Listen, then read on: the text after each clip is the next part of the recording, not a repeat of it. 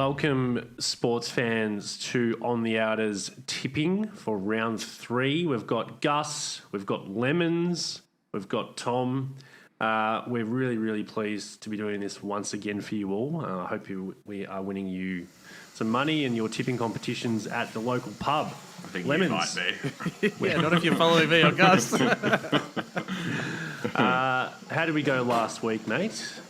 So, you continued on your winning ways there, Tom. You tipped 6, which puts you out in front on 13 for the year after 2 rounds. 13. Gus sort of redeemed himself a little bit with 5, putting him up to 8, whereas I fell off and, or just continued to get 4 and got 4 again. And so Gus and I are tied for, equal second place is how I'll look at it, or, tied for last, depending on how you want to look at the... So do we have to do a TikTok dance together if we tie Lemons? I feel like the chances of that are pretty slim, but yeah, I guess we might have to. Anyway, so I was last place this week, which means I am cursed with wearing a silly hat during today's show, and I have a Christmas present from a couple of years ago from my partner's cousin.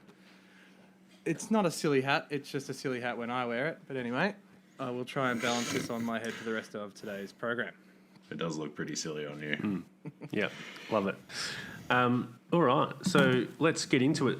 Big game on Thursday night, Western Bulldogs versus Sydney. This is a ripper.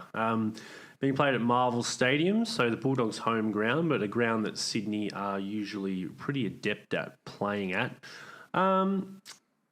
Bit of a cloud over Aaron Norton with this one, which is basically a sort of a, make or break selection really when it comes to the Bulldogs. I am unsure as to whether he's going to play in this game. Even though he was named last night. Because it's Thursday. Oh, that's right, today. yeah. That's right, it's Thursday today. So today's the day of the game.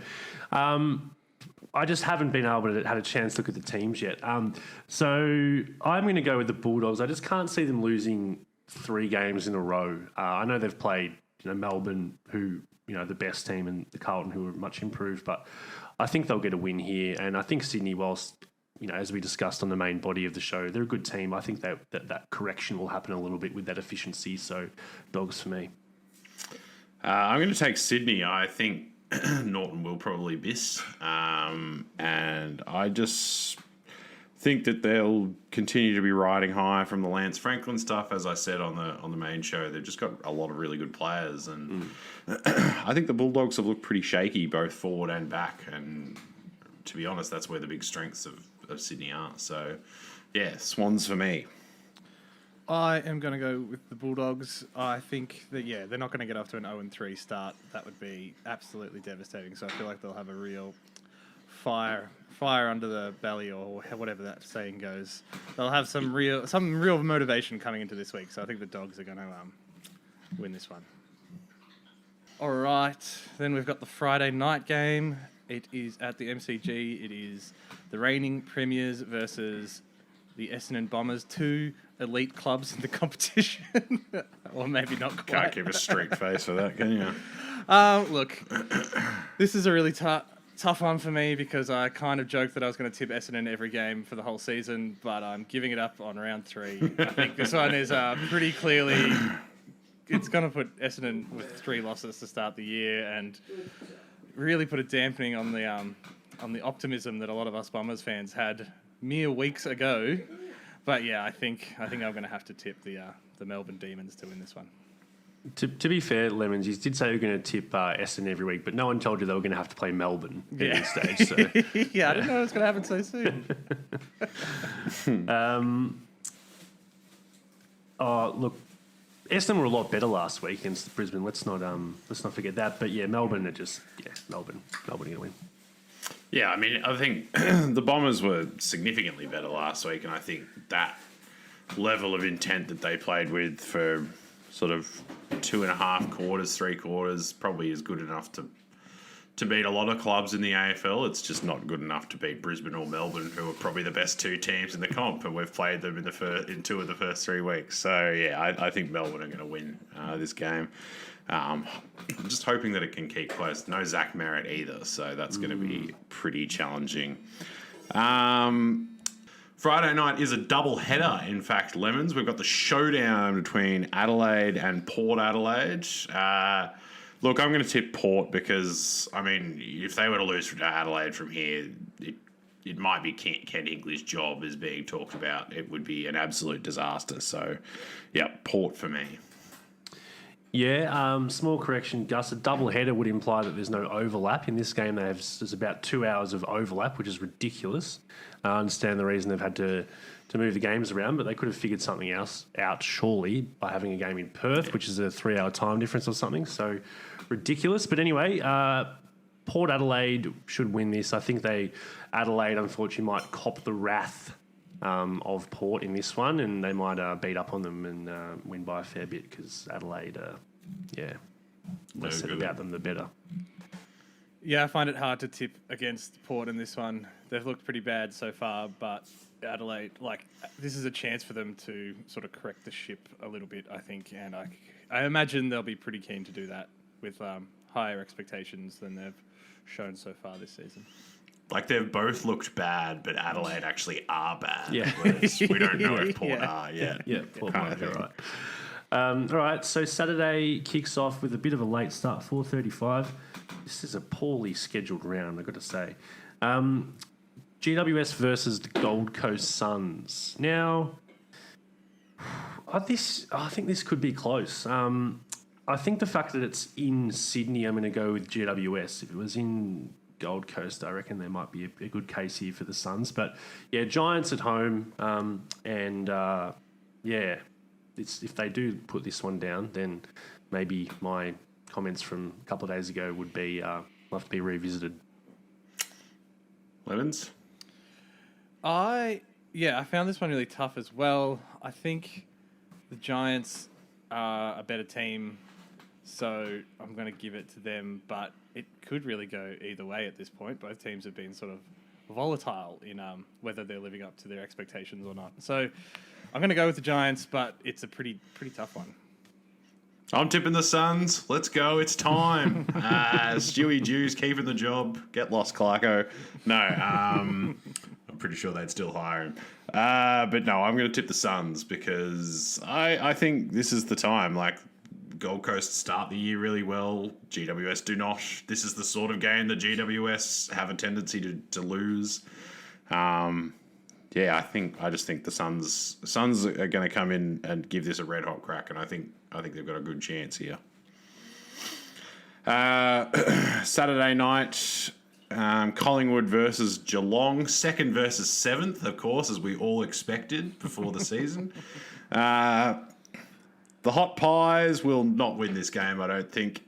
Geelong should be too good for Collingwood. I think what I'm really intrigued about is the clash of these two new game styles between these two clubs. This was the slowest clubs. I mean, Tom, you remember as well as I do last year's game between these two teams, which was one of the worst games of the whole season. Just a slow footy fest. It felt like it went for about 5 hours, that game. So I'm really intrigued to see the difference between that and whether those teams will remain committed to that game style if one of them is down by 15, 20 points. Yeah, I think that's a good point. I think this will be a reality, maybe not a huge reality check for Collingwood, but it will be a medium reality check. I'm thinking maybe a 40 or so point win to the Cats in this one. So not a Matrix level reality check, just like a Space Jam one. I feel like I can see the events of the Matrix happening more readily than I can see the events of Space Jam. All right, whatever. Use whatever scale you want, man. Yeah. Lemons? Where do you stand on the Space Jam Matrix? Look, the Matrix 1 definitely more believable, but Space Jam 2 more believable than the rest of the Matrix series is how I guess I would lay it out. Wow, now we're really complicating things. Don't bring in the crap movies, man. Anyway, I'm also going to go with the Cats, despite you trying to confuse me with Space Jam and Matrix references. Geelong are going to win this game. I am pretty confident in that one. I think Collingwood have been great and they've been really fun to watch, but there's a vast difference in talent, and I think it'll come through in that game. All right, Brisbane versus North Melbourne at the Gabba. Don't need to spend too much time on this one. Can't really make a case for North Melbourne at all, especially because Brisbane are almost at full strength, I believe, at the moment. There isn't too many. It's got the injury list. It's just here, Hipwood, actually. I think. Just Hipwood, who they sort of have gotten pretty used to. And Kadane Coleman is still out as well. So there's not even like a hole that North can exploit and maybe pinch an unlikely victory with this. I think Brisbane will win quite comfortably. Yep, Brisbane as well. No surprises there. They are going to win by a lot. Yeah, 3 from 3. How could you make a case for North Melbourne to? I mean, they might, but you'd be real crazy if you tipped them.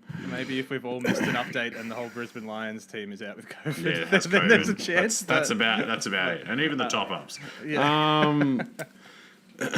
They nearly just got done by the West Coast top up. So, Carlton versus Hawthorne is the first game on Sunday afternoon.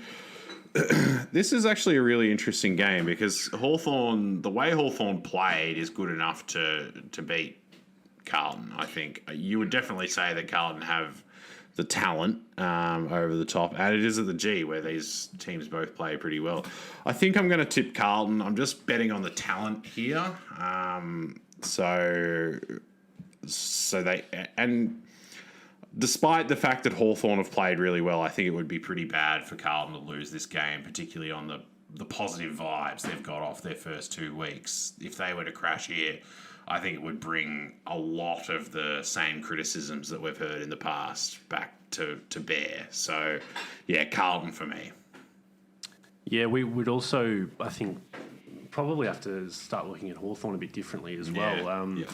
I think, I mean, look at the way that Hawthorn seem to be basically allowing their midfield opponents to run right and just sort of get as much of the ball as they want and then try and win the game, from the back half, which is what they managed to do on the weekend. Port Adelaide with a million possessions for all of their midfielders. North Melbourne racked it up in round 1 against Hawthorn as well. So look out for Cripps and Cherrer and Walsh and these guys to have, 40 possessions each. But I think I'm going to stick with Carlton as well. I think the overall talent, particularly in that midfield, is a bit much. So Carlton to go 3 from 3. Last week, I was very critical of the Hawks. I just basically said the Hawks are bad and they're going to lose, and then they came out and absolutely spanked. Was it Port Adelaide? So you know what?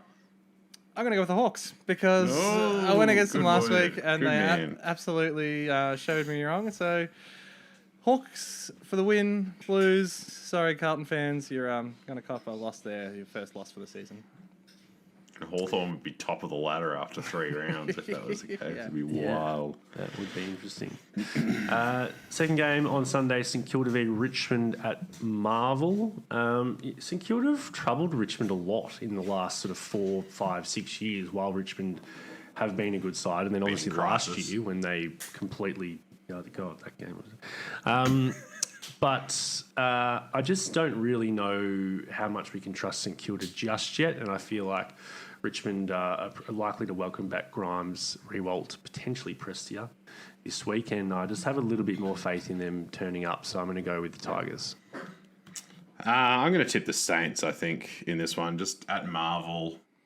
St Kilda play Marvel pretty well. Paddy Ryder could be back in this week, which would be a massive inclusion for the Saints. We all know how important he is for them.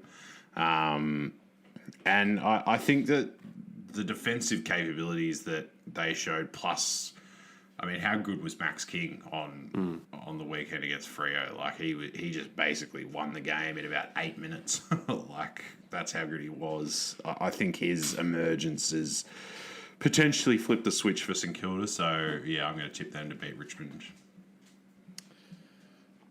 Yeah, this one's a really tough one for me. This is probably the hardest pick of the round. I could just see it going either way, and with that, I guess I'm going to follow the current leader of the tipping competition. I'm going to go with the Tigers, because I'm going to follow results. So, Tom, let's go. Go Tigers.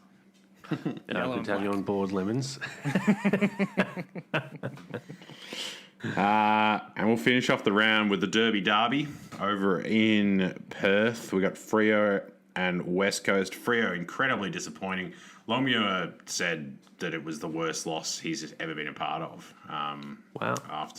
After that game in the press conference. West Coast obviously showed a lot of heart. I am not sure which players are coming back. I'm assuming most of them will be out of that health and safety protocols. Whether or not Andrew Gaff is back as well, because he actually wasn't out for health and safety. That was an injury. We're not sure on that either. But I think you've got to tip Freo in this because of that danger for a start, that they're going to be missing players again, as in West Coast. But Jesus is hard. I'm not impressed by either of these teams, and I think this could be a race to the bottom in a lot of ways. So Freo, but not with any confidence. Yeah, I'm pretty unimpressed with both teams as well. I think even though it is Thursday now and the teams have come out, of course, they only are extended squads and we won't know the full Plus, they had to lineups. pull a bunch of players on Friday night last week. Exactly. So, tomorrow who night, knows? which is Friday. So I reckon, you just don't know who's going to front up. Of course, Freo are just as liable to have 14 players out as West Coast are, given the situation, and they're both in the same state. I'm going to go with Freo. I just think basically the bounce back effect. I'm going with this one. When a coach says something like that, and reportedly he absolutely tore strips off them, which is not something you associate with Justin Longmuir. When something like that happens, you can kind of sort of base your tip on the rebound effect, and that sometimes works. And I'm just going with that.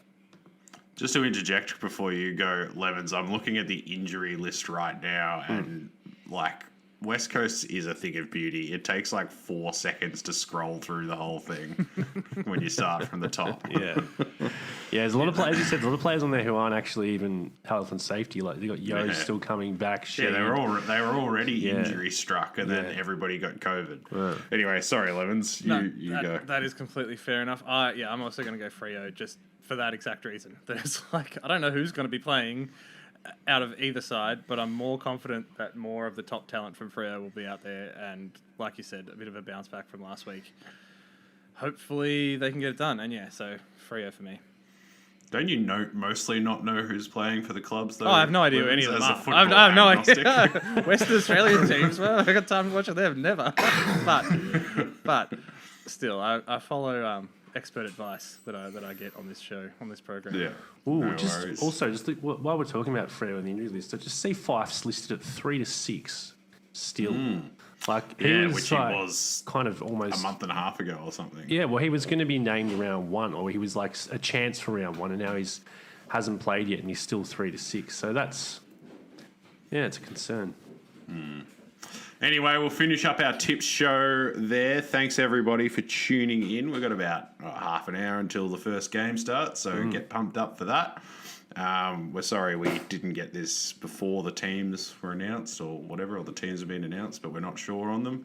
But we'll be back next Tuesday, with a episode of On the Outer, or I guess it'll be Wednesday when it comes out, episode of On the Outer, and then the Thursday tips show will be back again.